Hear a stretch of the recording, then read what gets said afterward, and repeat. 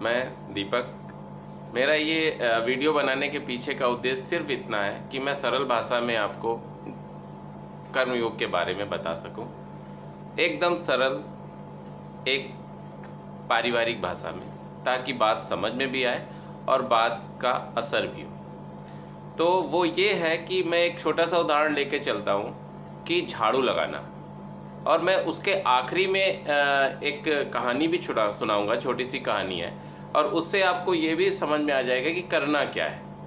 तो झाड़ू लगाना एक क्रिया है जो हम सब आप करते हैं। ये उदाहरण मैं इसलिए ले रहा हूँ कि कुछ भी कोई भी करता है, सॉफ्टवेयर इंजीनियर है, डॉक्टर है, या कुछ भी है, बट ये एक साधारण सी क्रिया के बारे में चर्चा करेंगे कि बाहर हमारी गलियों में स्वीपर झाड़ू लगाता है, घरों में माताएं बहनें झाड़ू लगाती हैं, और एक सबरी झाड़ू लगाती है अपने मतंग ऋषि के आश्रम में। तीनों की क्रियाएं समान है, झाड़ू क्रिया है।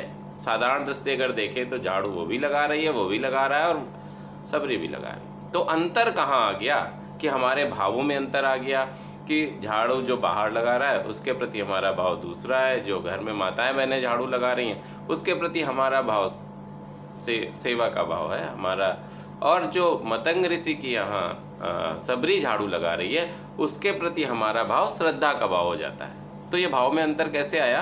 क्योंकि उनके झाड़ू लगाने के भाव में जैसा भाव है वैसे ही हमारा भाव बन जाता है। जैसे जो बाहर स्वीपर झाड़ू लगा रहा है उसका भाव है अर्थ, जो हमारी माताएं बहनें झाड़ू लगा रही हैं उनका भाव है सेवा, और जो ऋषि मतंग जी के यहाँ सबरी झाड़ू लगा रही है उनका भाव है कि हमारे भगवान आएंगे, कहीं उनके पैरों में कांटे ना लग जाएं, कहीं ऐसा ना हो कि उनको चोट लग जाए, ये भाव। तो जब भाव में अंतर आया तो हमारे भाव में देखिए अपने आप अंतर आ रहा है। तो कार्य जो भी कर रहे हैं, जैसा कार्य कर रहे हैं, जो कार्य कर रहे हैं, कार्य हमें नहीं छोड़ना, सेम काम करना, और बस अपने भावों को अंतर कर देना, अपने उसमें जो भाव है वो बदल देना, बस इतना काम हो जाएगा।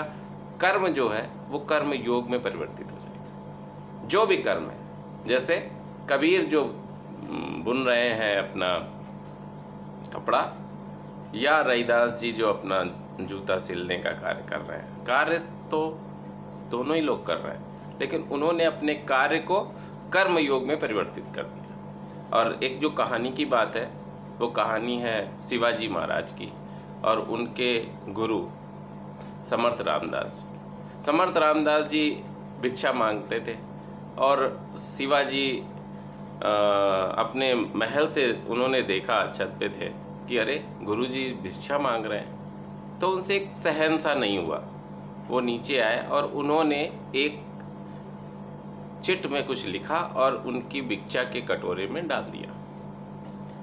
समर्थ ने देखा तो उन्होंने अपना वो खोला कि भाई क्या है।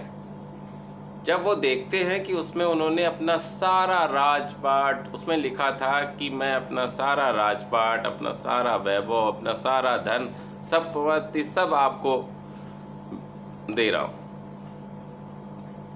समर्थ रामदास हंसे और उन्होंने देखा कि अच्छा ठीक है, मैंने मान लिया कि तुमने ये सब मुझे दे दिया है, अब इसी को बेस मान के, हमारा मान के तुम कार्य करो। जो धन है वो मेरा ही मानना, जो राजपाट है जैसे चला रहे हो सब कुछ मेरा ही मान के आप कार्य करना। अब शिवाजी ने उस दिन से वैसे ही कार्य प्रारंभ किया, और अब जिस दिन से ऐसा हुआ, जिस दिन से यह भाव आया कि ये मेरा नहीं है, ये तो गुरु जी का है, या हमारे अंदर वो भाव आ जाए कि ये परमपिता परमेश्वर का है, वो शक्तिमान का है जिसने पृथ्वी बनाई है, बस उस दिन से शिवाजी का कार्य कर्म की जगह कर्म योग में परिवर्तित।